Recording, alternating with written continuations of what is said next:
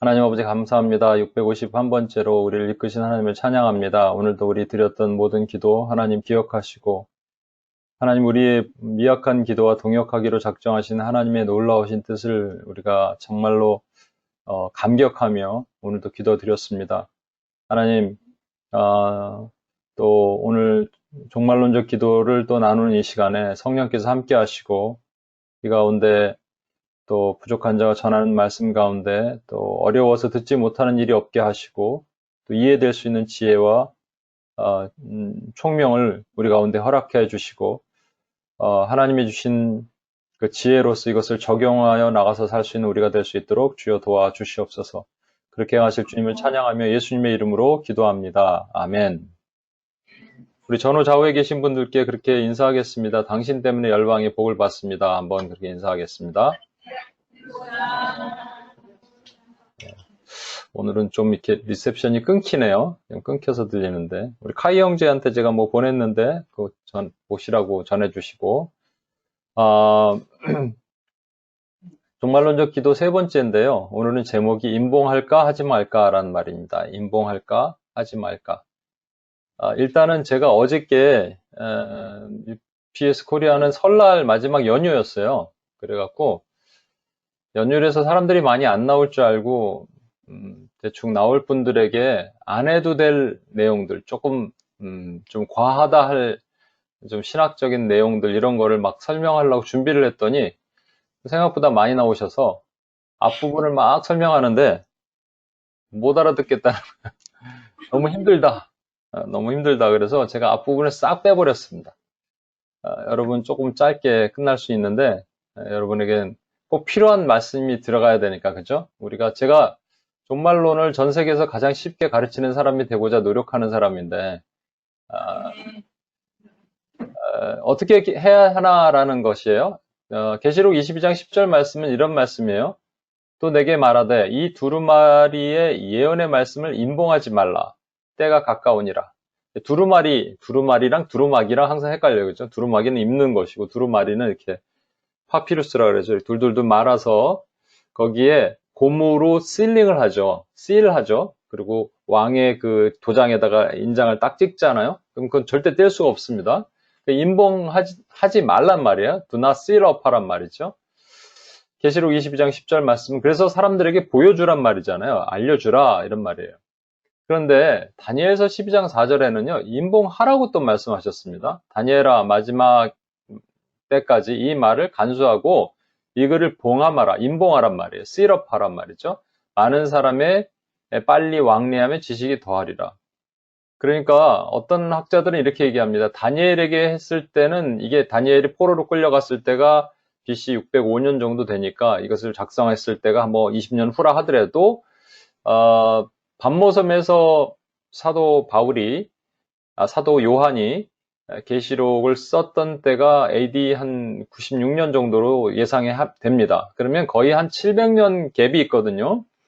그러니까 700년 전에 다니엘에게는 이 말씀을 봉함하라, 오픈하지 말라 하셨다가 700년 후에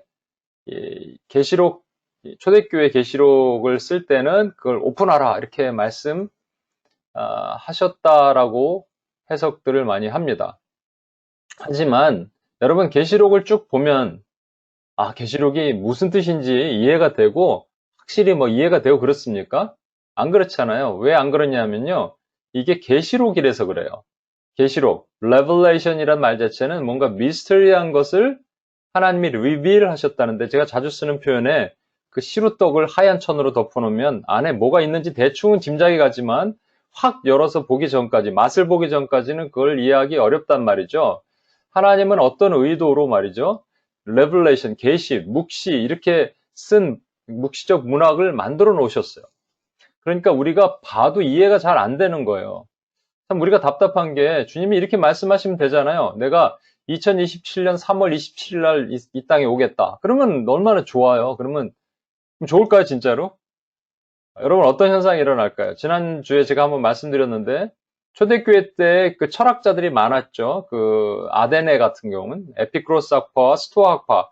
에피크로스는 쾌락주의고 스토아는 금욕주의거든요. 이게 둘 다 영지주의에 나타난 산물이에요. 그러니까 마지막 때 만약에 언제 종말이 온다. 딱 그러면 두 가지 반응이 나타나는 것이죠. 대부분 저와 여러분 여기 계신 분은 그렇지는 않을 건데 에이 어차피 종말이 올 건데 먹고 마시고 즐기자라는 쾌락주의가 있고 어떤 데는 금욕주의가 나타날 건데 보편적으로 금욕주의가 더 많이 나타날 것 같아요. 교회 다니는 사람들은. 그래서 집도 다 팔고 모여서 흰옷 입고 가정생활이고 다 팽개치고 기도만 하는 것이죠. 그러한 이 두 극단주의가 나타나는 것을 주님이 너무 잘 아셨기 때문에 우리에게 종말에 대한 타임을 얘기를 하지 않으셨어요. 그렇다고 그 타임이 언제쯤 되는지를 알 수가 있을까? 주님은 대략적인 그런 어떠한 때를 우리가 짐작할 수 있는 얘기들을 좀 하셨지만 그때가 언제라는 것을 알 수가 없습니다. 사실은. 그렇다면 이게 이 다니엘서도 묵시고 계시록도 묵시니까 두 가지 묵시를 주시면서 다니엘 때는 옛날이 구약이니까 그때는 봉함하라. 근데 신약에 와서는 오픈하라. 이렇게 말씀하셨다는 게 말이 안 됩니다. 계시록을 읽어도 다니엘을 읽어도 우리가 이해 안 되는데 오픈한들 어떻게 알겠어요, 여러분? 그렇다면 이 말이 무슨 말일까? 이게 하나님의 그 위대한 마음이에요, 사실은. 여러분 사실은 우리에게 보여주시고 알려주고 싶으신데 알려주시는 순간 어떤 현상이 일어나냐면 다니엘서 12장 4절 끝에 보시면 나와 있어요. 많은 사람이 빨리 왕래하며 지식이 더하리라. 이게 지식이 더하는 그 왕래가 있어야지 지식이 되잖아요. 어떤 사람이 가진 정보를 다른 사람한테 전달해야 되잖아요. 그렇죠? 지식은 그래서 교환돼야 되지 않습니까? 예전에는 이게 마차를 닦는 게 도로가 확장됐을 때 로마 시대 그 헬라 문화가 있었고 왜 로마 시대 때 주님이 오시고 초대교회가 번성했냐면 그 문화가 있었죠. 헬라 문화와 헬라 언어가 있었고 동시에 또 로마 때는 이게 길을 닦아놨다고 얘기했잖아요. 마차가 다닐 수 있는 길. 그래서 왕래가 빨라졌습니다. 근데 마차 이후에 증기기관차에 기차가 생기고 또 선박이 생기고 심지어는 비행기가 생기면서 왕래가 점점 더 빨라지죠. 그러나 오늘날에는 그거보다 더 빨라진 것이 뭐죠? 예, 인터넷이 있어요.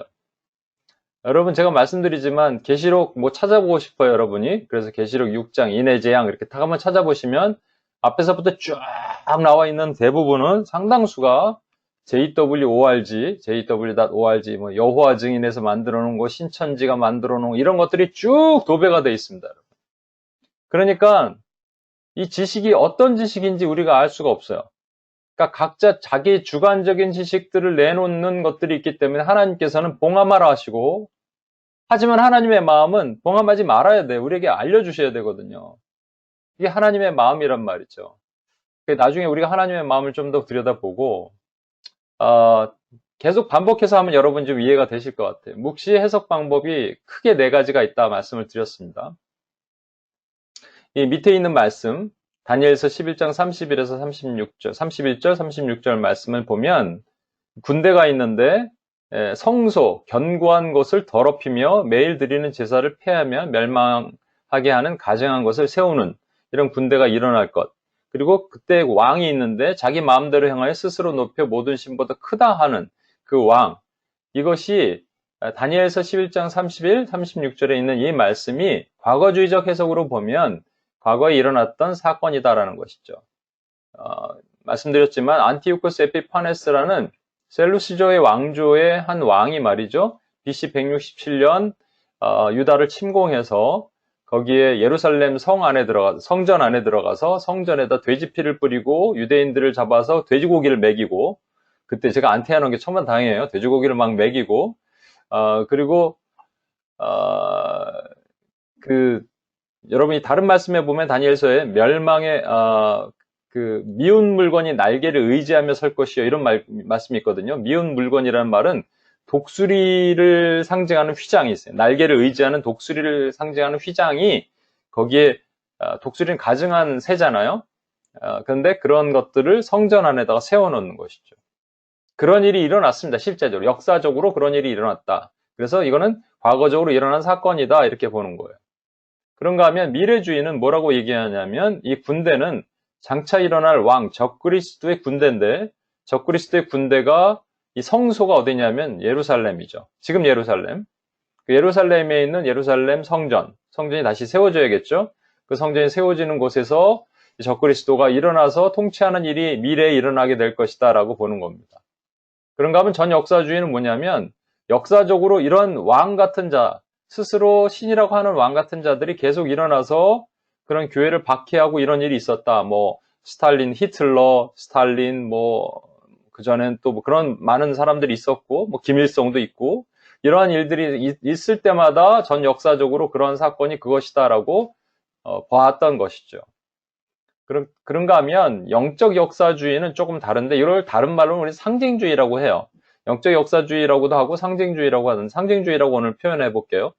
상징주의라는 것은 말 그대로 상징이니까 이것은 실제적인 어떤 한 특정 사건을 얘기하는 것이 아니고 전 역사 가운데, 그래서 영적 역사주의라고 얘기하는 거예요. 전 역사 가운데 하나님의 군대와 사단의 군대가 싸우는 일에 모형이 되는 것이다 라는 것이죠. 그럼 이해가 가시겠죠?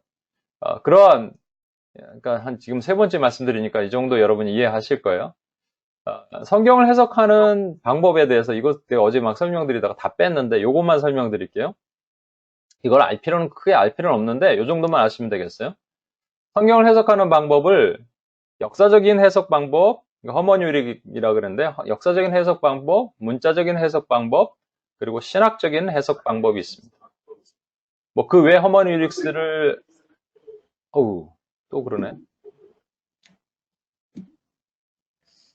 그 외 허머뉴릭스를 이렇게 보는 다른 방법들이 주여 왜 그럴까요? 잘 나가다가 조금 더 해볼까요, 그냥? 되겠네.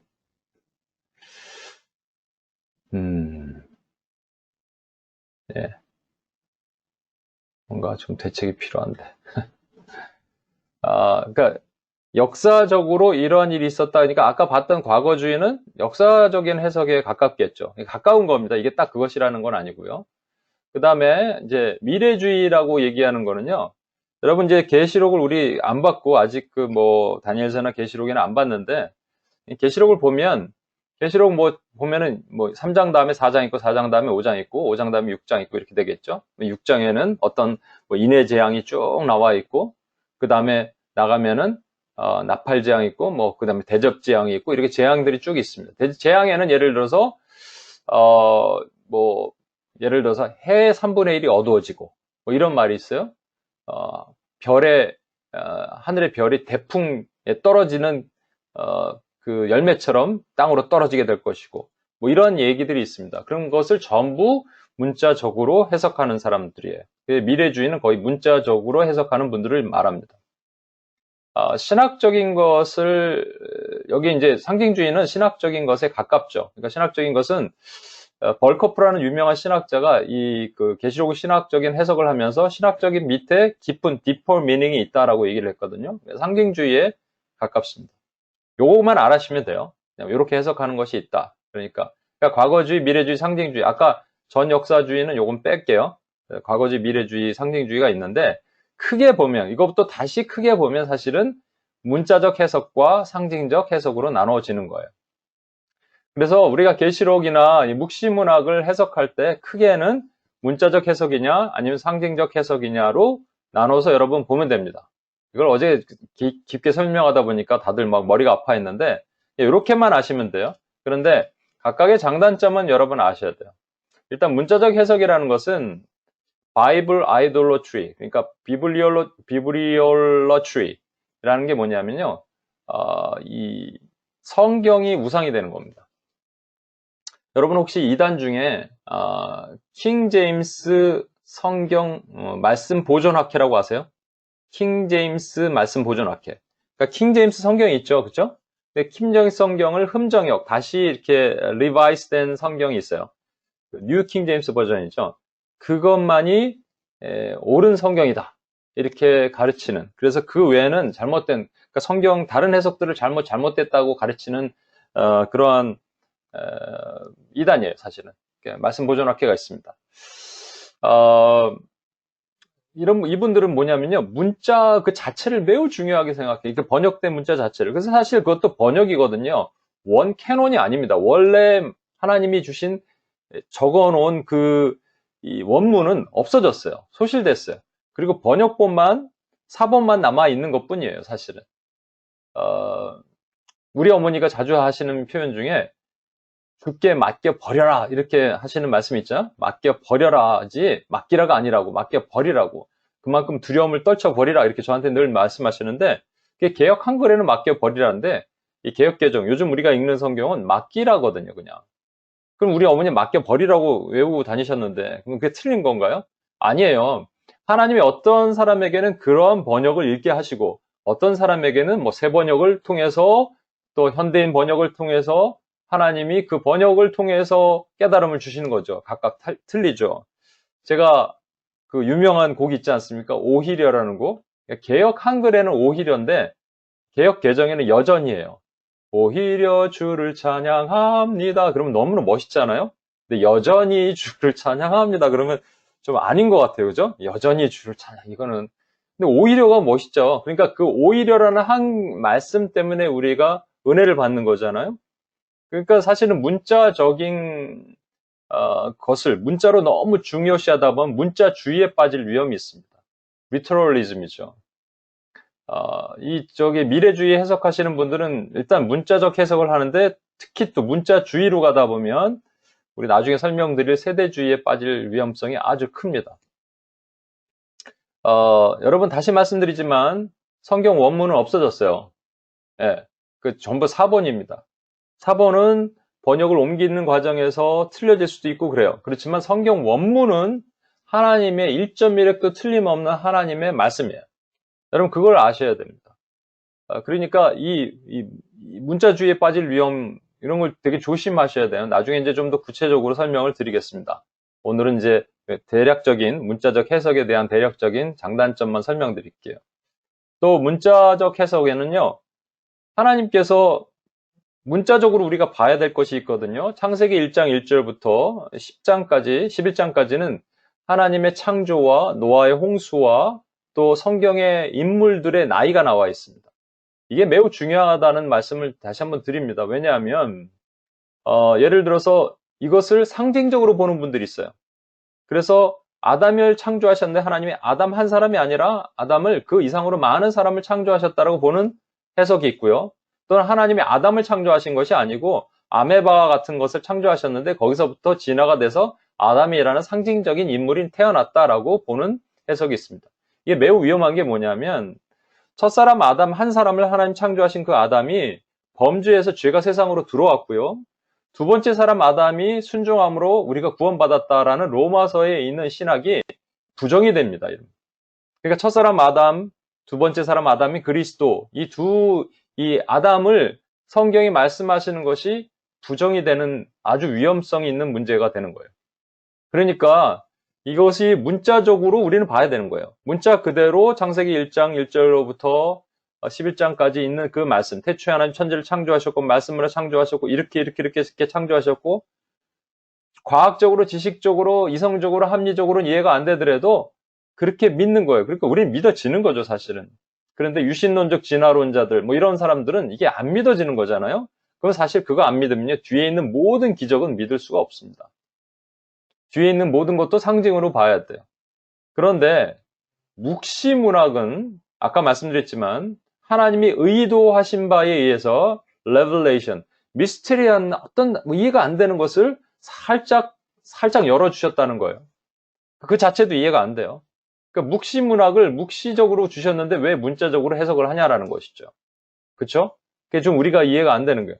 어떤 분들은 왜 쭉 모든 성경은 자 65권까지는 잘 읽다가 문자적으로 읽다가 왜 계시록만 은유적으로 읽느냐, 상징적으로 읽느냐라고 하는데 계시록뿐만 아니에요. 스가랴서든 다니엘서든 이 묵시에 대한 내용들은 묵시예요.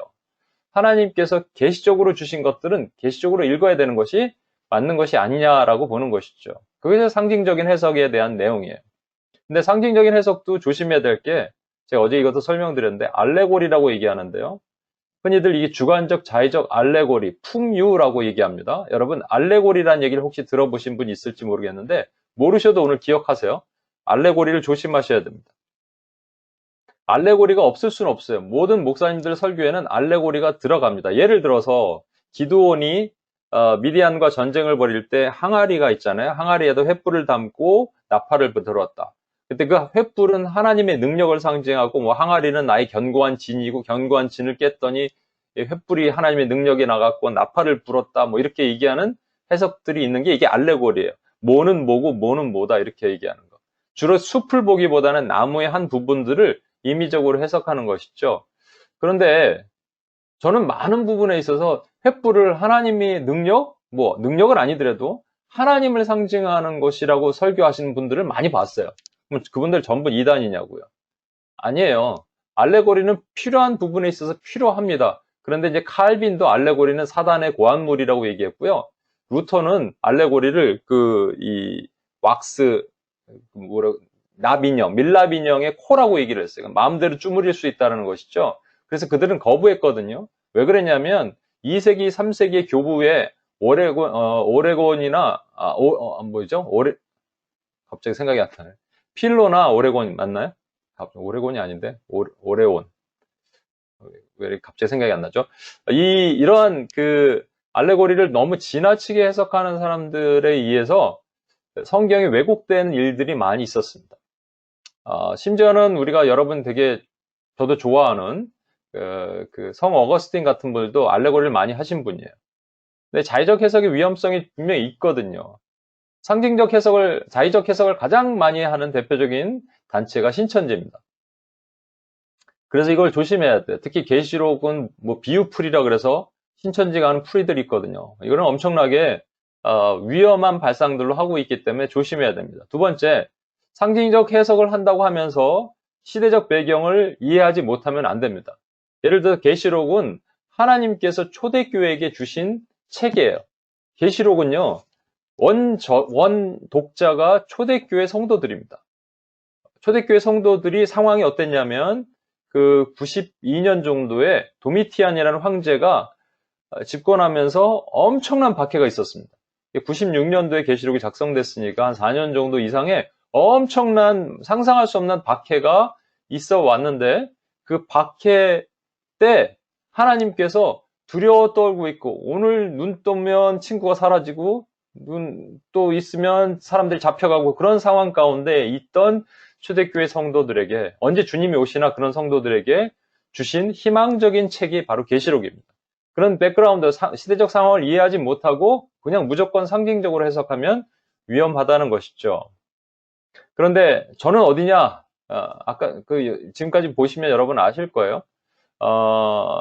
이게 이제 저는 상징적 해석을 통해서 부분적으로 문자적인 것들도 필요하겠죠. 그렇지만 상징적인 해석을 통해서 우리가 계시록을 보는 것이 어떠냐 저는 이렇게 여러분에게 권하고 싶습니다. 그러나 위험성은 분명히 있는 것을 조심해야 되죠. 예언이라는 것 말이죠.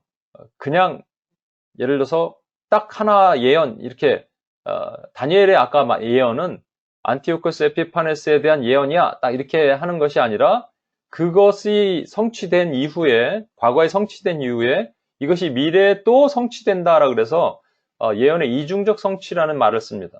예를 들어서 이 사람이 이제 다니엘이에요. 다니엘이 그때 산봉우리를 보니까 산봉우리가 과거와 미래가 산봉우리가 중첩이 되어 있기 때문에 매우 근접돼 보이잖아요. 그렇지만 사실은 이게 매우 멀리 떨어져 있는 것이죠. 과거와 미래 사이에. 이거는 과거에 예언했던 사람이고 저와 여러분은 여기 있다고 친다면 요 그림에서 잘 보세요.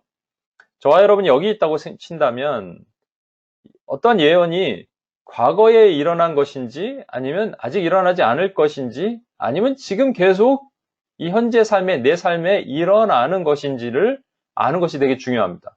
그렇죠? 그러니까 어떤 예언의 말씀이 과거에 일어났던 것으로 지나간 것인지 과거주의인지 아니면 아직 일어나지 않을 것에 대한 미래에 대한 얘기인지 미래주의인지 아니면 오늘 나의 삶에 계속적으로 일어나고 있는 것인지 영적주의, 상징주의인지를 아는 것이 중요하죠. 제가 그 얘기를 오늘 말씀드리려고 합니다. 그래서 오늘까지 인트로덕션이고요. 다음 주부터는 조금 더 본격적으로 나갈 텐데 여기까지 좀 이해가 되세요, 여러분? 이해가 되는데 재미가 없죠? 그럼 이 말씀을 한번 볼게요. 마태복음 24장 4절에서 8절 말씀인데 이 말씀을 읽기 전에 찾아볼게요. 그냥 마태복음 23장을 한번 찾아볼게요. 마태복음 23장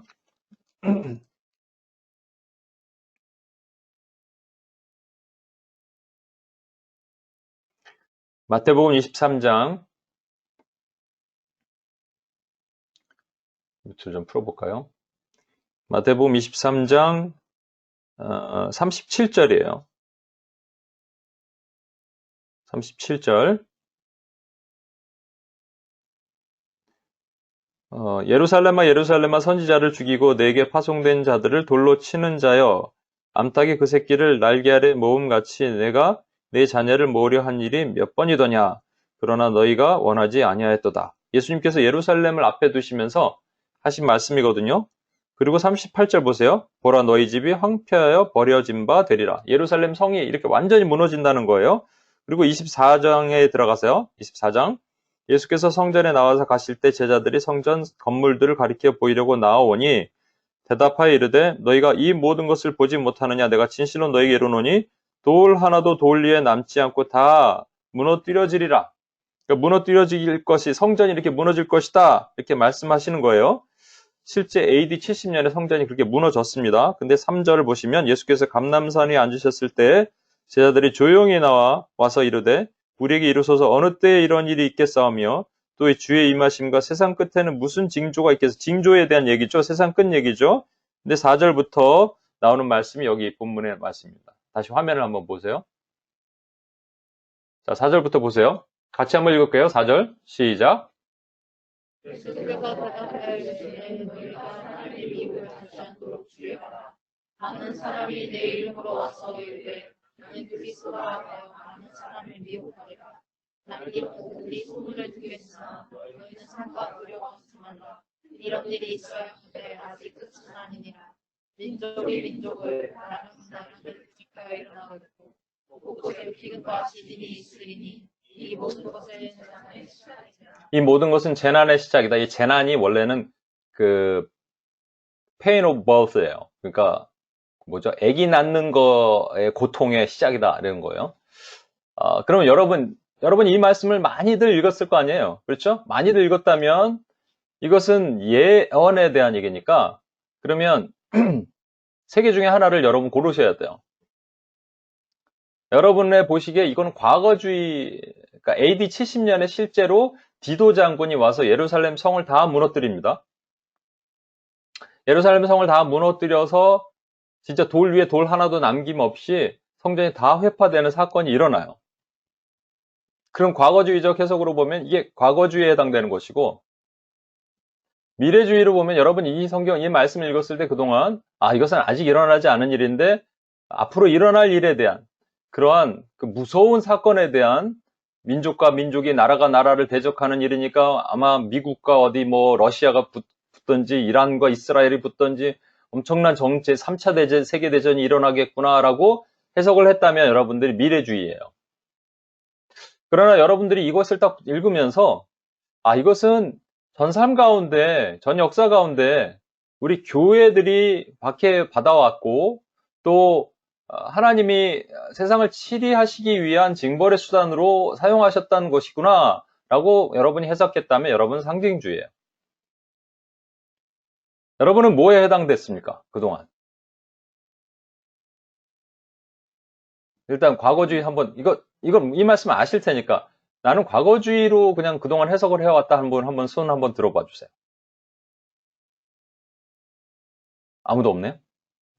나는 미래주의로 해석을 해왔다 그러면 한번 손 한번 들어봐 주세요. 네, 괜찮습니다. 이거 그렇다고 제가 여러분에게 우리는 되지 않으니까 손 한번 드셔도 돼요. 예. 나는 상징주의로 해석을 해왔다 그러면 손 한번 들어주세요. 예. 자, 이제 과거주의로 해석하는 분은 이제 주로 학자들 가능성이 많은 분들이고, 미래주의로 해석을 한 분들은 뜨겁게 기도를 좀 안 하고 미래에 대한 관심이 많은 분들이고요. 상징주의로 해석하는 분들은 잘 기도 안 하는 분들이 그럴 가능성이 많습니다. 되게 중요한 건데 여러분 잘 한번 보세요. 이 그림을 다시 한번 보여드릴게요. 이 그림만 알면 여러분 이해하실 수 있겠죠? AD 70년에 이제 디도 장군에 의해서 과거주의는 그런 일이 있었다. 미래주의는 아직 일어나지 않았지만 임박한 미래다. 근데 우리가 어디쯤 있냐면 한 요쯤 있어요. 그러니까 임박한 미래 전에. 그러니까 솔직히 과거주의는 사실은 나에 해당되는 내용이 아닙니다. 그죠? 과거 역사에 대한 내용이에요. 미래주의 또한 나에게 해당되는 내용은 아니에요. 근데 상징주의는 전 역사 가운데 하나님의 나라와 사단의 나라가 이렇게 대립되는 어떤 일에 대한 구조를 하나님께서 보여주시는 것이다라는 거잖아요. 근데 사실은 이게 너무 리니어하니까 밋밋해. 약간 농담 삼아 얘기했지만 상징주의 보편적으로 우리가 여러분 다니는 섬기는 교회가 이렇게 상징주의를 가르칠 가능성이 높은데 아닐 수도 있고요. 3 아니면 2입니다, 여러분 대부분. 그런데 이 상징주의에 해당되는 교회들은 성도들은 이게 늘 있어 오는 거잖아요. 그러니까 이게 뭐 뜨겁지도 않고 차갑지도 않고 차지도 덥지도 않은 라우디아 교회가 이게 3번에 딱 해당되는 교회의 모습이지 않을까. 그래서 저는 이런 모습으로 우리가 살아야 되는 것이다라고 얘기를 했습니다. 그 낯이 있는 것은 아니고요. 쭉 이어지지만 언젠간 이 슬럼프가 꺾일 수 있지만 그게 언젠지 우리 알지 못하지만 그래서 영적인 종말주의적인 삶을 살아야 된다라고 제가 지난번에도 말씀드렸어요. 마태복음 24장 4절 8절에서 다시 한번 보면요. 잘 보세요. 4절 5절이 미혹에 대한 얘기입니다. 예수께서 대답하여 이르시되 너희가 사람의 미혹을 받지 않도록 주의하라. 많은 사람들이 내 이름 와서 나는 그리스도로 하여 많은 사람을 미혹하리라. 그죠? 미혹에 대한 얘기예요. 자, 6절을 건너뛰고 7절, 8절을 보시면 그다음부터 이제 재앙에 대한 징벌에 대한 내용이 나와요. 민족과 민족이 나라가 나라를 대적하여 일어나겠고 기근이 일어나고 지진이 일어난다. 이런 일들이 일어난다. 그런 것은 재난의 시작이다. 고통의 시작이다. 라고 말씀했죠. 여기서 중요한 핵심적인 단어가 있는데 뭐냐면 6절에 있어요. 그게 뭐냐면 난리와 난리 소문을 듣겠으니 너희는 두렵지가 아니고요. 두려워하지 말라는 거예요. 삼가 두려워하지 말라. 그리고 이런 일은 끝이 아니다. 이게 핵심입니다, 여러분. 만약에 이 말씀 또한 독자가 누구냐면 초대교회 성도들이에요. 초대교회 성도들이 난리와 소문을 듣겠는데 이것이 두려움이 된다면, 두렵다면 여러분 예수님이 이렇게 말씀하시면 안 되는 것이죠. 근데 두려운 일이 아니라는 얘기예요. 근데 여러분 솔직히 이제 과거주의적으로 해석한다면 이건 과거에 있었던 일이니까 별로 두려울 일이 아니지만 미래에 우리가 막 3차 세계대전 터지고 핵폭탄이 터지고 이렇게 생각한다면 되게 두려워야 되잖아요. 근데 두려울 일이 아니라는 얘기예요. 그리고 끝이 아니란 얘기예요. 끝이 아니란 얘기는 계속적으로 그리고 재난의 시작이라고 얘기했으니까 전 삶에 이어지는 일이다라고 말씀하시는 것과 같습니다. 여러분 두려워하지 말라 그랬던 얘기를 언제 또 하셨냐면 사실은 아까 말씀드린 계시록은요. 희망의 책이라는 별칭을 갖고 있어요. 왜냐하면 아까 도미티안이라는 황제 때 엄청난 교회 박해가 있었어요. 그래서 많은 사람들이 고통 가운데 희망도 잃어버리고 있을 때 하나님께서 탁 던져주신 책이 계시록이에요. 근데 계시록을 생각할 때 늘 우리는 교회에서 어제도 제가 물어봤어요. 교회에서 계시록 훈련이나 강의나 이런 걸 받아본 사람이 있냐고. 뭐 거기에 온누리교회, 사랑의 교회, 큰 교회들 다 있어요. 할렐루야 교회 무슨 뭐 이런 교회 다 있는데 한 명도 이렇게 손을 드는 사람이 없었어요. 여러분은 어떻습니까? 왜 안 가르치냐? 또 왜 배워 또 왜 까먹느냐? 왜냐하면 나에게 적용이 되지 않기 때문에 그랬고요. 두 번째는 이 오해 때문에 그럽니다. 계시록은 되게 무서운 책이라고 생각하지만 사실은 그 별칭이 소망의 책, 희망의 책이라니까요. 두려워하고 있는 초대교회 성도들에게 동일하게 초대교회 성도들을 우리에게 적용한다면 지금 내 삶이 되게 두렵고 힘들고 있는 우리들에게도 하나님이 주시는 희망의 메시지가 뭐냐면 계시록이란 말이에요. 그게 이제 예를 들어서 6장 1절에서 8절을 보면 하나님께서 인의 재앙이 나오는데 이것을 이제 미래주의자들은요. 6장 1절에서 8절은 첫 번째 전 3년반이라는 어떠한 7년 대환란의 첫 시작점으로 봅니다. 그렇기 때문에 아직 일어나지 않은 일이에요. 미래주의자들이 볼 때 일어나지 않은 일이에요. 그럼 여러분 한번 읽어보세요. 계시록 6장 1절에서 8절을 보면 이런 말씀이 있어요. 여기 보면 4마리의 말탄자가 나오는데 그 말씀을 한번 보세요. 저랑 교독을 한번 할까요? 내가 봄에 어린 양의 7인 중에 하나를 떼시는데 그때 내가 들으니 내 생물 중 하나가 우레소리 같이 말하되 오라 하기로 이에 내가 보니 뒷말이 있는데 그 탄자가 발에 잡고 멸종에 맞고 나아가서 이기고 너희 뒤를 보았다. 둘째 인을 떼실 때 내가 들으니 둘째 생물이 말하되 오라 하니 이에 다른 푸른 물이 나오더라. 성화평을 제하여 또 죽이게 하고 또 큰 칼을 셋째 인을 떼실 때 내가 들으니 셋째 생물이 말하되 오라 하기로 내가 보니 검은 말이 나오는데 그 탄자 손에 저울을 가졌더라. 내가 내 생물 사이로 한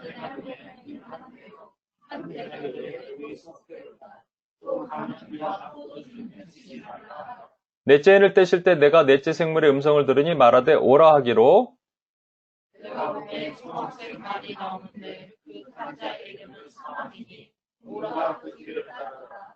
그들이 딱 300의 문제를 얻어 검과 금령과 사망과 땅의 신승으로서 죽이더라. 예, 여러분 일단 요 그림부터가 막 희망적으로 보이나요? 보면서 희망이다 이렇게 느껴지나요? 그리고 어떤 내용이 뭔지 모르겠는데 복잡한 내용인데 이게 희망적으로 보이나요?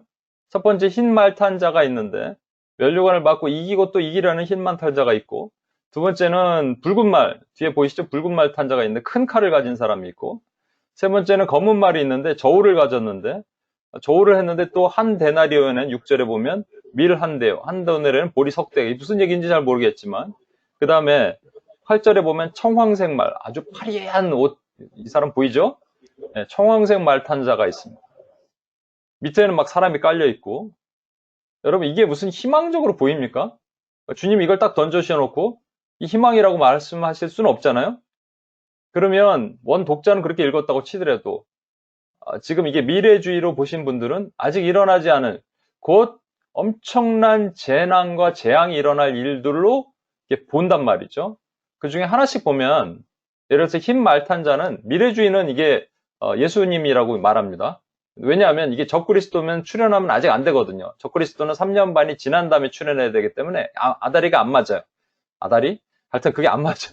그래갖고 이게 적그리스도가 아니라 예수님이라고 말하지만 사실은 이 쓴 그 면류관은 스테파노스라는 이 면류관은 인간이 쓰는 면류관이고요. 계시록 19장에 보면 그리스도가 백마 타고 오신 그리스도가 쓰시는 면류관이 디아데마라는 다른 면류관을 씁니다. 그리스도는 활을 들시지 않아요. 칼을 들죠. 그리고 이제 계시록에 보면 그 입에서 칼이 나온다고 계속 말씀하고 있고요. 또 여기 중요한 것은 그가 이기고 또 이기려 하더라. conquering to conquer. 그러니까 그리스도는 한번 이기셨죠. 그냥 승리하셨는데 계속 뭔가 이기려고 애쓰는 것. 이것은 그리스도를 흉내내는 짝퉁을 얘기합니다. 미혹을 얘기를 하는 거예요.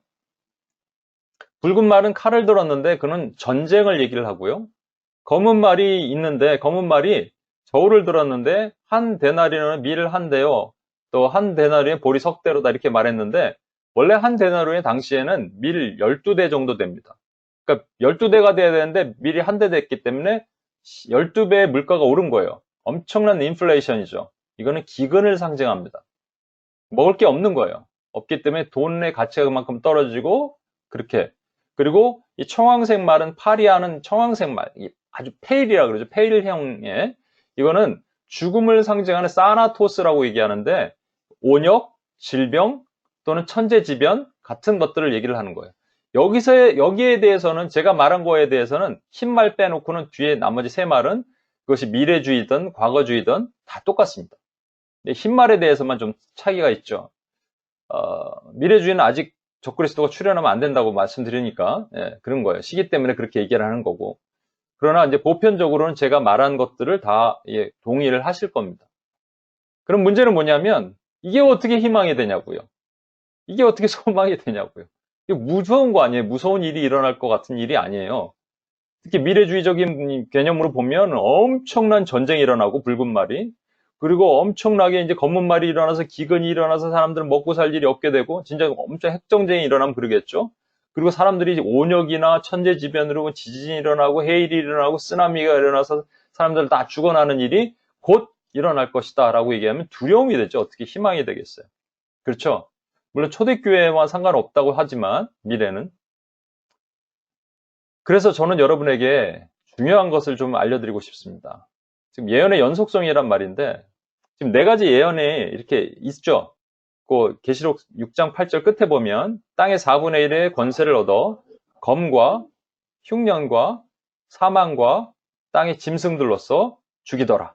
그러니까 검이 뭐냐면 아까 붉은색 말, 흉년은 검은색 말, 사망은 청황색 말, 짐승들이라고 얘기하는 것은 아예 흰색 말을 얘기를 하는 거예요. 미혹 얘기하는 겁니다. 근데 이 예언이 계시록 6장 8절에 뚝 떨어진 것이 아니고요. 사실은 수많은 예언들이 연속되어 있는 것이라는 것이에요. 그러니까 계시록을 어떻게 풀어야 되냐면요. 계시록은 계시록 안에서만 풀면은 잘 안 풀려요. 계시록은 있는 말씀은 구약에 있는 어딘가에 있는 말씀들을 가지고 와서 차용해서 풀어야 됩니다. 에스겔의 예언을 보면 이런 말씀이 있어요.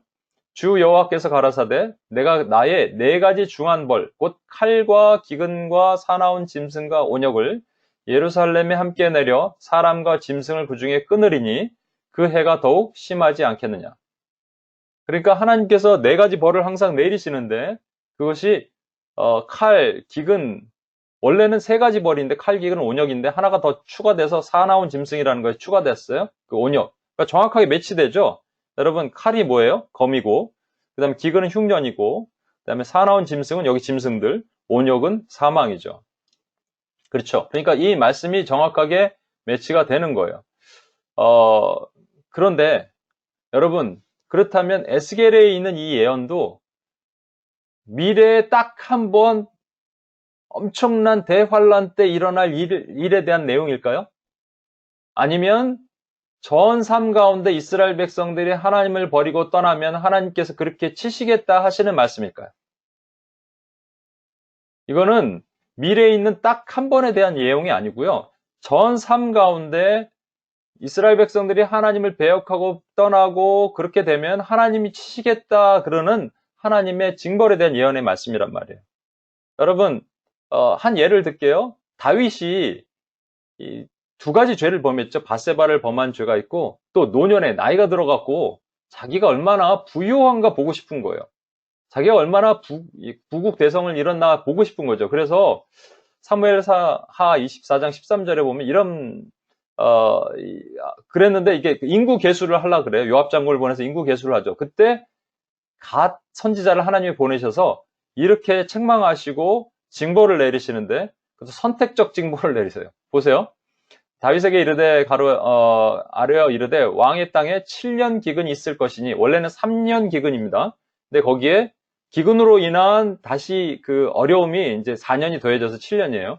그러니까 7년 기근이 있을 것이니까 혹은 왕이 왕의 원수에게 쫓겨 석 달 동안 그들 앞에 도망할 것이니까 혹은 왕의 땅에 사흘 동안 전염병이 있을 것이니까 왕은 생각하여 보고 나를 보내신 이에게 무엇을 대답하게 하소서 하는지라. 그러니까 다윗이 생각할 때 그래도 사람의 손에 침을 당하는 것보다 하나님의 손에 징벌을 받는 게 낫겠다 생각해서 전염병이요 그랬거든요. 근데 사흘 전염병으로 7만 명이 죽습니다. 잘 보시면 기근이죠. 그죠? 기근 뭐예요? 검은 말 탄 자 흉년이죠. 그리고 원수 앞에 쫓겨날 석 달 동안 이건 뭐죠? 칼이죠. 그리고 전염병 이게 뭐죠? 온역이죠. 그러면 칼, 기근, 온역을 다윗에게도 다 받을 수 있는 거예요. 다윗은 이스라엘을 대표하는 사람이잖아요. 그럼 이스라엘도 이러한 기근, 칼, 기근, 온역의 하나님의 징벌을 받아왔습니다. 근데 한 가지 중요한 거. 여기는 짐승이 없네요. 짐승도 있어야 되잖아요. 짐승이 뭐냐가 되게 중요한 것이죠. 여러분, 아까 제가 흰 말을 뭐라고 그랬어요? 흰 말을 미혹이라 그랬죠. 그죠? 미혹이라 그랬습니다. 미혹으로 인해서 사실은 검은 말, 또 붉은 말, 청황색 말에 징벌이 있는 거예요. 잘 보시면 다윗이 이렇게 하게 된 동기가 뭐냐는 거예요. 스스로 교만해서 아니겠어요? 사실은 그게 이생의 자랑이죠. 스스로 교만해서 내가 얼마나 강성대국을 이뤘는지 한번 보자. 이렇게 해서 인구 계수를 한 거잖아요. 이것이 하나님 앞에 죄가 된 거잖아요. 근데 성경은 이렇게 얘기를 합니다. 우리 한번 이건 꼭 찾아봤으면 좋겠어요. 역대상인데요. 역대상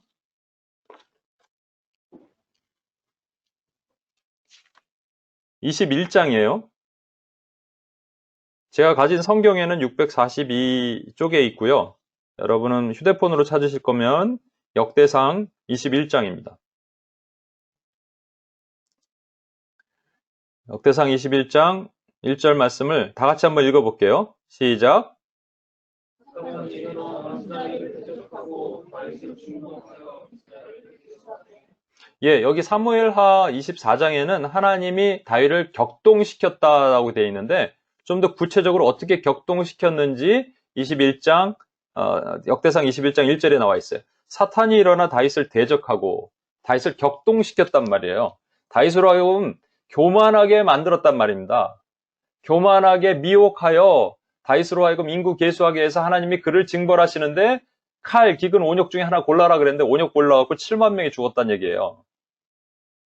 여러분, 그러면 지금 이 계시록 6장에 나오는 네 가지 말에 대한 그 네 가지 말 중에 세 가지, 그러니까 칼, 기근, 온역에 대한 이 징벌이 장차 미래에 대한 일어날 일에 대한 것입니까? 아니면은 전 역사 가운데 일어날 것에 대한 것을 주님께서 보여주시는 것일까요?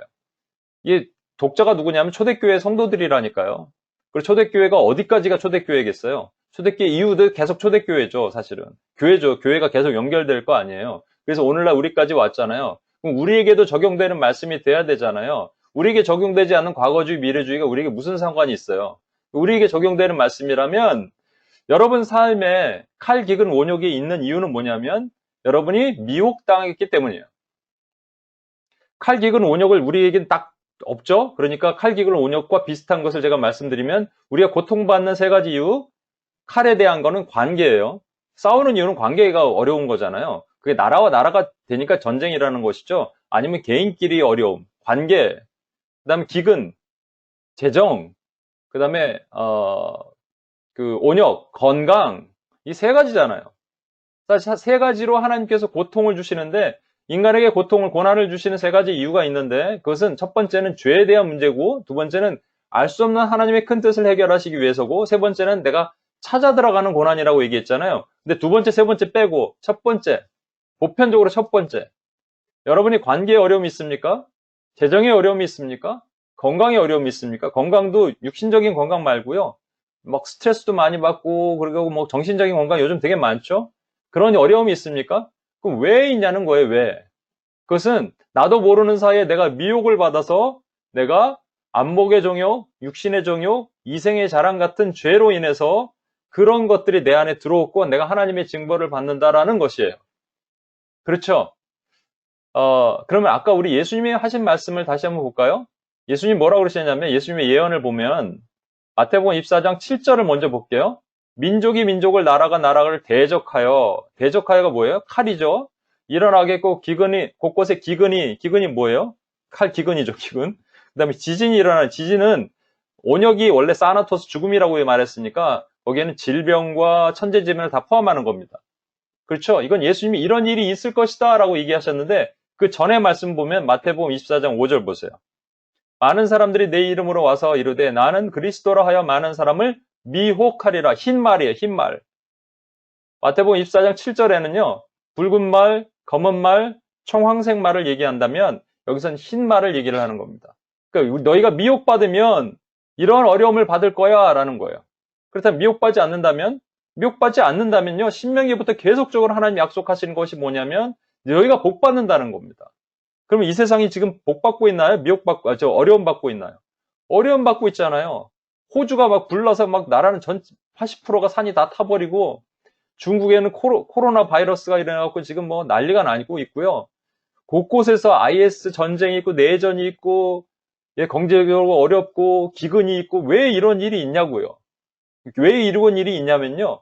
미혹받아서 세상이 어려움을 겪고 원수마귀에 의해서 하나님을 대적하여 높아진 것들이 있기 때문이라는 거예요.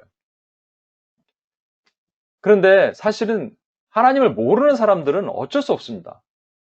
여러분 성경 말씀에 너희가 내 말을 듣지 않으면 칼, 기근, 온역으로 너희를 다스릴 거야를 대상이 누구냐면 안 믿는 사람이 아니에요. 하나님을 믿는 사람이란 말이에요. 하나님을 믿는 사람에게 하나님이 주신 말씀이란 말이죠. 그래서 여러분 잘 보시면 이제 결론을 내릴게요. 잘 보세요. 성도가 재난 당하는 것을 아까 보시면 관계, 재정, 건강입니다. 이게 칼, 기근, 온역이랑 똑같은 거라고 말씀을 드렸죠. 근데 그렇게 되는 이유가 뭐냐면 사실은 미혹, 흰말에 의한 미혹받은 거예요. 육신의 정욕이 뭐냐면 몸을 마음대로 굴리는 거예요. 그냥 내가 좋게 하는 쪽으로 마음대로 보는, 그냥 정욕적으로 사는 거예요. 몸이 끌려가는 대로 사는 겁니다. 이생의 자랑, 아까 저희 다윗이 했던 것이 뭐냐면 이생의 자랑질이잖아요. 이 자랑질 하다가 나라가 쫄딱 망해버리잖아요. 안목의 정욕은 눈에 보이는 거 좋은 것으로 쫓아가는 거예요. 이러한 일을 하는 일이 성도가 있다면 사실은 나라도 이렇게 되겠죠. 나라는 조금 다른 모습으로 나타나겠죠. 재난, 칼은 전쟁과 테러로, 그 다음에 기근은 굶주림과 가난으로, 온욕은 질병과 천재지변으로 이런 일이 나타나겠죠. 그렇죠? 근데 그 이유가 뭐냐면 미혹받아서 그렇다는 거예요. 미혹받는데 안목의 정욕에 해당되는 것이 이제 예수님께서 광야에서 시험 받으실 때 제일 마지막에 받으신 것이 나에게 절하라니까 이게 종교예요.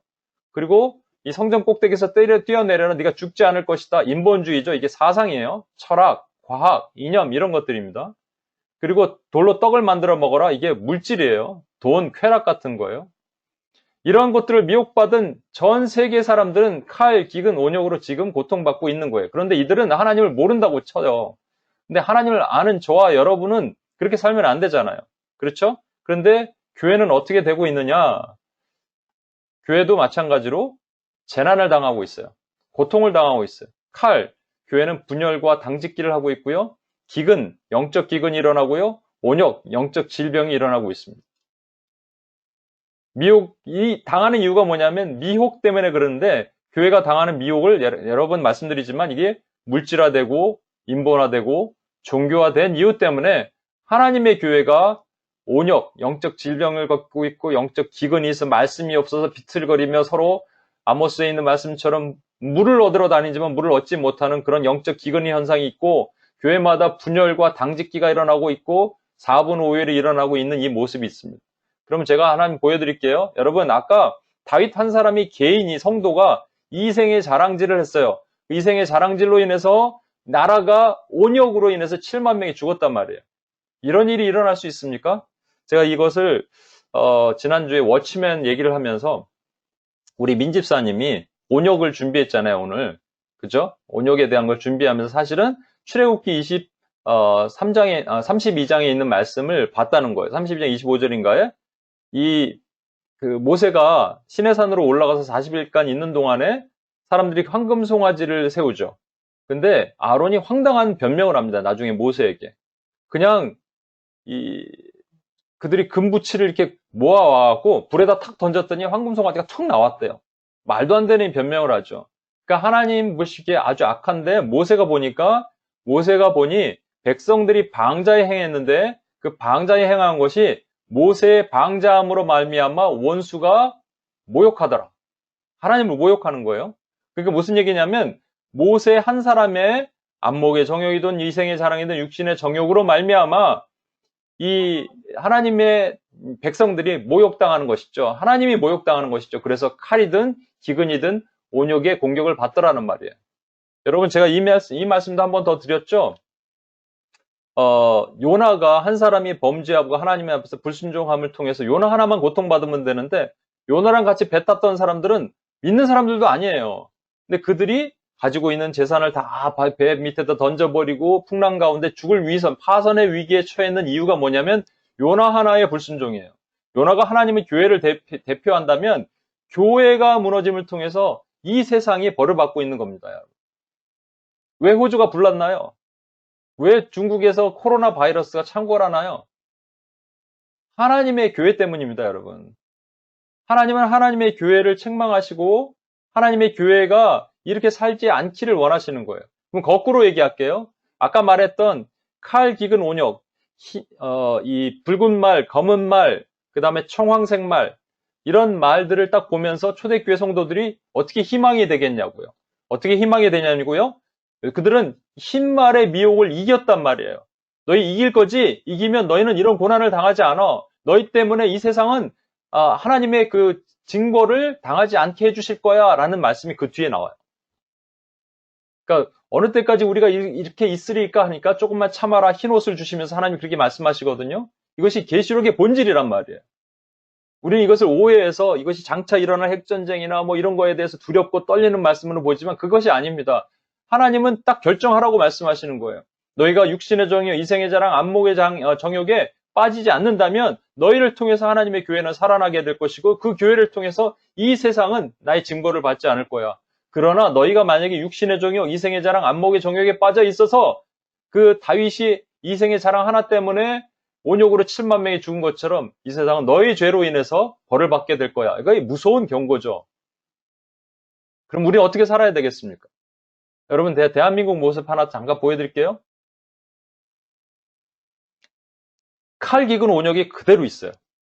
칼, 관계죠? 그래서 한쪽에서는 태극기, 한쪽에서는 촛불, 그러면 아주 난리입니다. 난리가. 여러분, 미국에서 잘 모르죠? 난리가 아니에요. 막, 맨날 차 타고 가면 맨날 막혀. 뭐, 맨날 데모하고 그런 데서. 그리고 관계가 또 안 좋죠. 북한과의 관계가 또 안 좋죠. 기근, 경제는 지금 거의 뭐 죽어가고 제2의 IMF 온다고 난리가 아닙니다. 집집마다 뭐, 문을 닫는 집이 이렇게 많은지. 또 온역, 무슨 뭐 부재역, 뭐 조류 독감, 또 미세먼지, 와, 이렇게 많은지 모르겠어요. 이게 다 그대로 있어요. 이 이유가 뭐라고요? 뭐 정치인들이 정치를 잘못해서? 아니에요, 여러분. 하나님의 백성, 하나님이 너는 이렇게 살아라고 명령하신 하나님의 백성들이 기도하지 않고 제대로 살지 않아서 그래요. 저와 여러분이 하나님의 교회가 안목의 정, 육신의 정, 이생의 자랑, 물질화, 인본화, 종교화 되어 감에 따라서 하나님은 이 증거를 안 행하실 수 없어요. 이건 약속이기 때문에.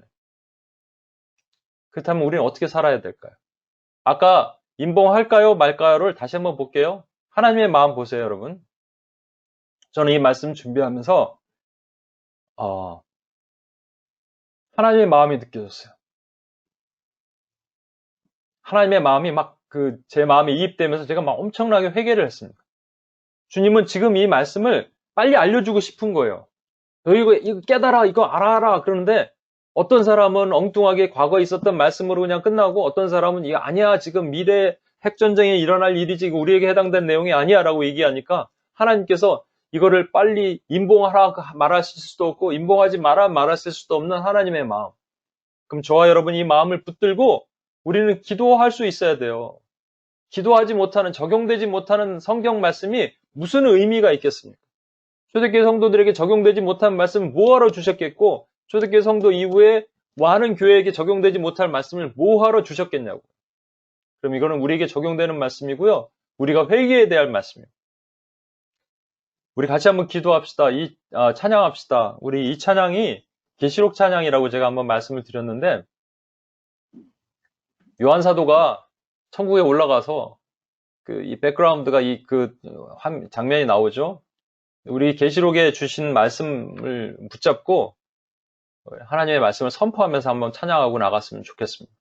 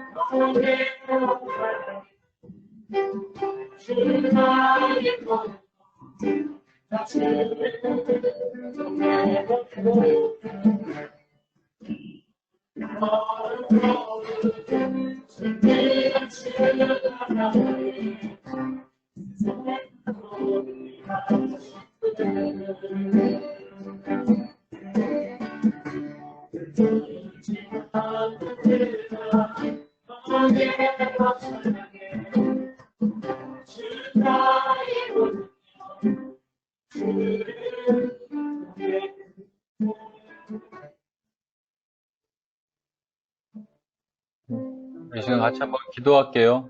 우리 자리에서 다 같이 한번 일어나실까요? 자리에서 일어나셔서 우리 한 번만 더 찬양 우리 윤경재 불러주시겠어요? 주님의 마음을 한번 볼게요. 하나님의 마음을 보면서요. 하나님이 지금 이 말씀을 주셔야 되는데 사람들이 깨닫지 못하고 있으니까 엉뚱하게 자의적으로 해석하고 또 적용하지 못하고 막 있으니까 하나님이 이걸 임봉하라 그러실지 임봉하지 말아야 될지 안타까운 마음 가운데 있습니다. 너희가 지금 죄를 지어서 너희 죄로 인해서 미혹당하는 죄로 인해서 칼과 기근과 온역이 너희 사회 가운데 너희 나라 가운데 너희 국가 종족 가운데 있다라는 것을 지금 알려주셔야 되는데 그래서 우리에게 적용하지 못하는 것이 얼마나 안타까울까 하나님의 마음을 품고요. 다시 한번 하나님의 그 거룩하심을 선포하고 이 찬양 우리 이 계시록적 찬양을 하나님께 다시 한번 올려드렸으면 좋겠습니다. 두 손을 한번 높이 들고 고백합시다.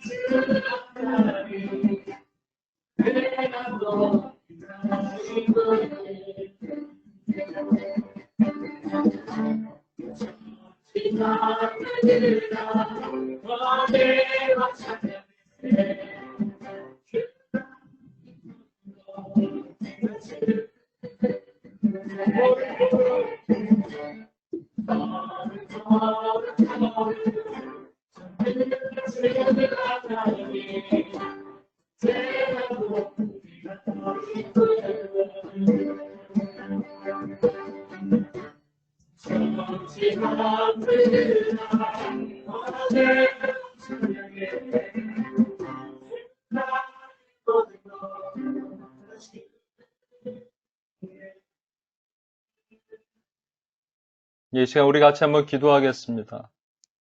여러분 같이 한번 기도할 때 먼저 혹시 여러분 가운데 나도 모르는 사이에 관계로 또 건강으로 또 재정으로 뭔가 막힘이, 재정이라는 것은 단순하게 돈만 얘기하는 게 아닙니다.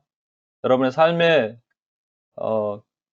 자꾸 뭐가 막히는 것들 전부 재정입니다. 왜? 돈의 문제니까. 여러분, 목표 고를 어치브하지 못하는 것도 다 마찬가지입니다.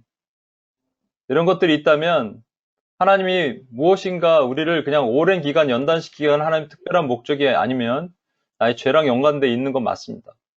어쩔 수 없습니다. 하나님이 이것은 약속하신 것이기 때문에, 징벌이기 때문에.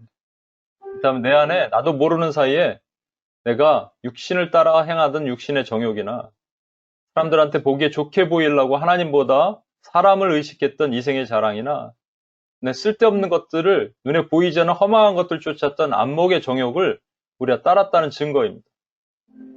나도 모르는 사이에 그래서 하나님의 거룩한 성품을 담지 못하고 내가 하나님의 징벌 가운데 놓여 있는데도 알지 못했다면 이 시간 저와 여러분이 회개하고 나가셔야 됩니다. 시간을 회개하실 때 하나님이 고쳐주실 것입니다. 여러분 십자가를 믿으십시오. 십자가의 은혜 안으로 들어가십시오. 그리고 하나님 앞에 무릎 꿇으십시오. 저도 그렇게 회개하기로 결단하고 하나님이 우리에게 이것을 알려주시기 원하시고 그래서 희망의 책이라고 말씀하시고 너희가 회개하고 돌아오면 내가 고칠 것이고 너희로 인해서 다시 열방이 살아날 것이다 말씀하잖아요. 근데 우리가 먼저 살아나야 되지 않습니까? 그렇다면 하나님 내 죄로 인해서 원수가 주는 온갖 더러운 미혹으로 인해서 내가 넘어졌고 내가 칼기근 온역에 무너졌습니다.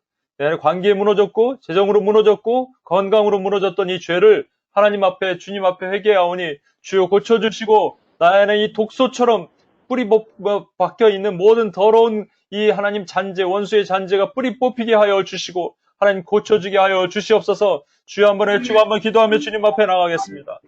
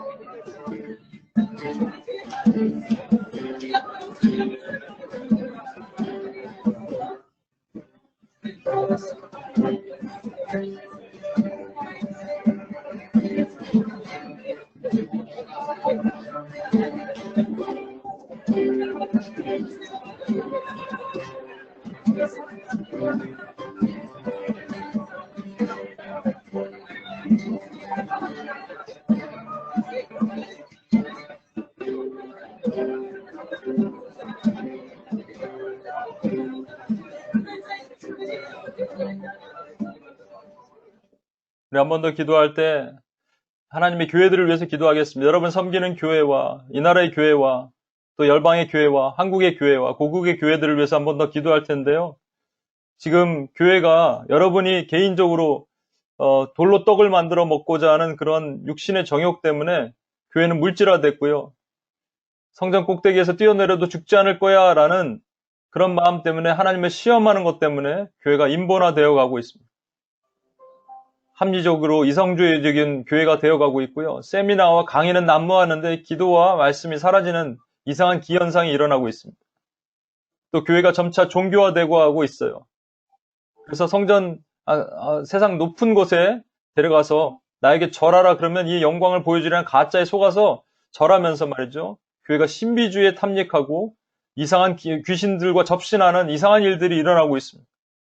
그로 인해서 그 미혹으로 인해서 어쩌면 한국교회가 칼기근 온역에 고통받고 있는지 모릅니다.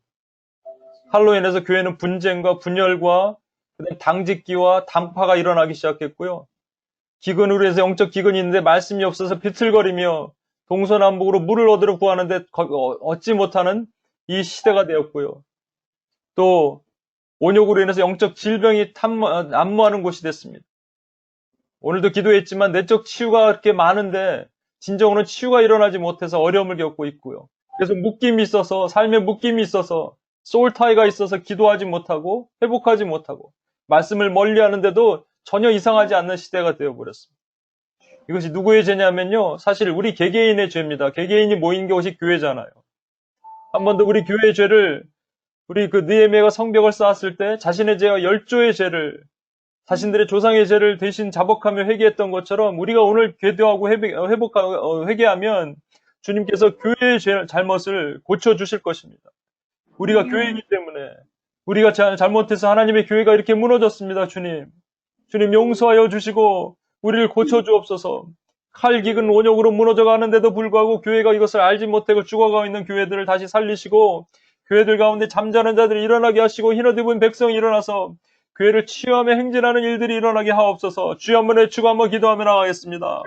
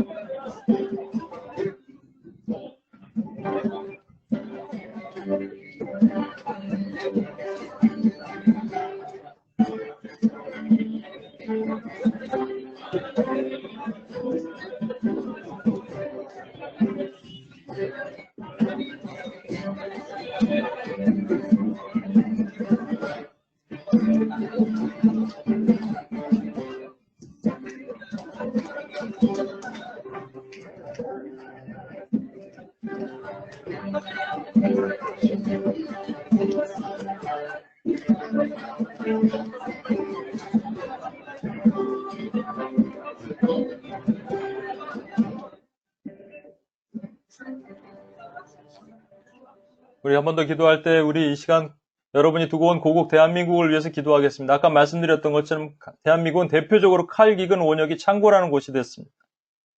관계가 어려워요. 그래서 지역 간의 갈등뿐만 아니라 가족 안에서도 이념 간의 갈등으로 인해서 세대 간의 갈등이 너무 심해졌고요. 남북 간의 갈등은 더 극화됐고요. 그리고 기근이 있습니다. 경제적으로 너무 어렵고요. 힘든 일들이 너무 많고, 또 제2의 IMF가 온다는 또 위기설까지 돌고 있습니다. 또 원역이 있어요.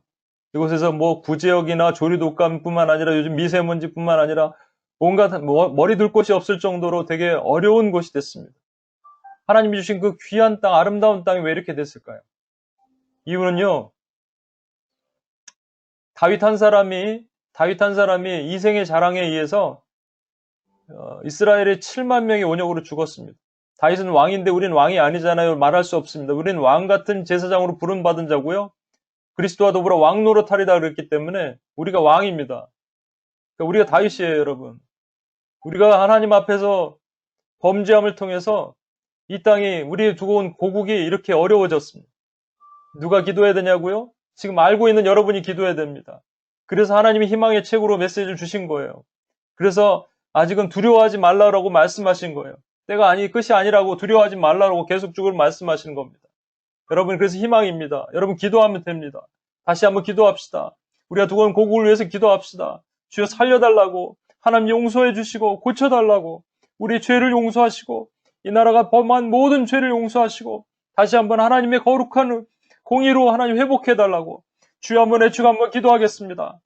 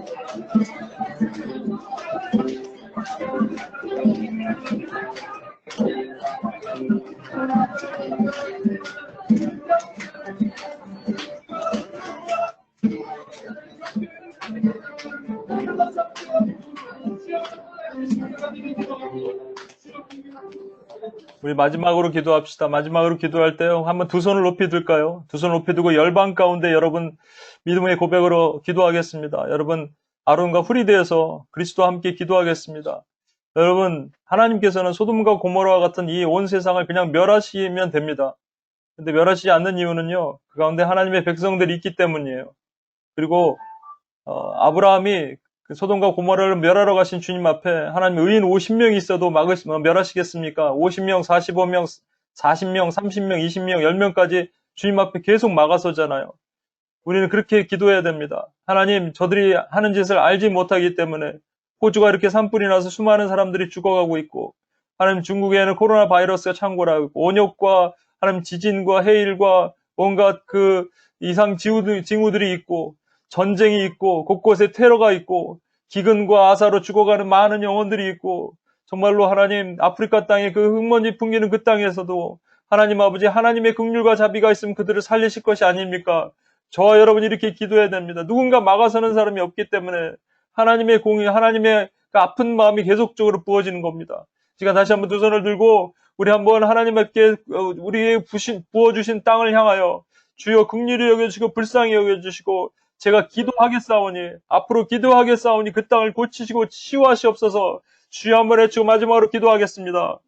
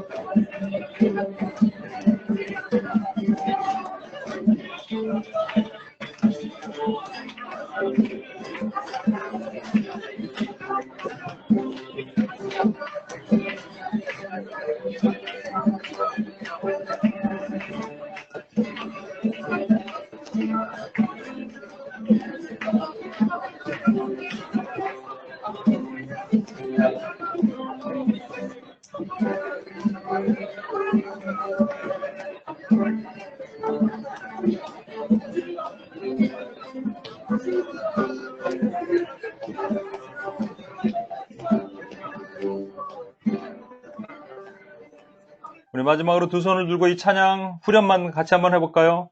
우리 윤기 형제 인도해 주시고요. 제가 마무리 기도하겠습니다.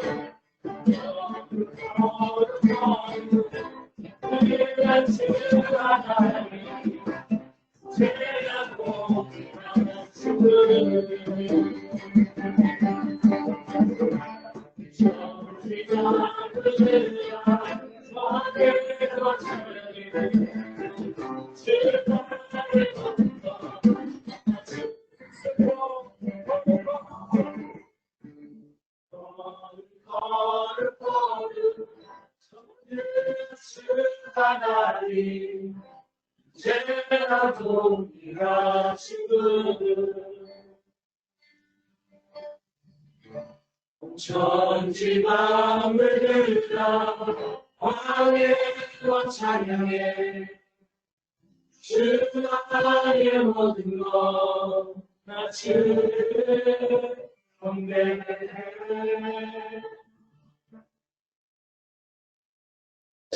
하나님 아버지 감사합니다. 하나님 주님께서 너희가 미혹당하지 않게 조심하라 말씀하시고, 그리고 이 땅의 흰말이, 그리스도를 흉내낸 흰말이 우리를 얼마나 미혹할 것인지 좀 이미 말씀하셨습니다. 그러나 두려워하지 말라.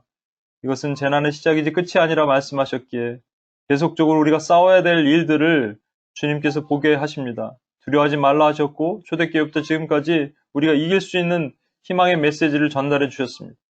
그리고 원수로부터 우리가 질 것이 아니라 이길 수 있기 때문에 주님께서 그렇게 말씀하셨고, 이길 수 있기 때문에 칼기근 온역의 징벌을 우리가 피할 수 있음을 믿습니다. 하나님 아버지, 고난당하는 많은 하나님 아버지 이 주변에 있는 하나님을 모르고 죽어가는 영혼들 뿐만 아니라 하나님의 교회들까지도 이 칼기근 온역의 징벌로부터 고통받고 있습니다. 주여, 우리가 깨어서 기도하지 않았고 아브라함처럼 두 손을 들지 않았고 모세처럼 하나님 앞에 서지 않았기 때문에 고통당하는 것을 보게 됩니다. 우리가 아론처럼 하나님 앞에 방자 행해서 하나님 원수의 조롱거리로 만들었던 죄를 하나님 용서하여 주시고, 하나님 주님 앞에 그 다윗처럼 하나님 아버지 이생의 자랑질을 하다가 하나님 그 자신의 백성들이 7만 명의 하나님 원역으로 죽어가는 일을 범하지 않도록 주여 왕같은 제사장을 우리가 부르신 하나님께서 하나님 앞에 우리가 그 사명을, 기도의 사명을 포기하지 않는 우리가 될 수 있도록 주여 도와주시옵소서. 그렇게 행하실 주님을 찬양합니다. 예수님의 이름으로 기도합니다. 아멘.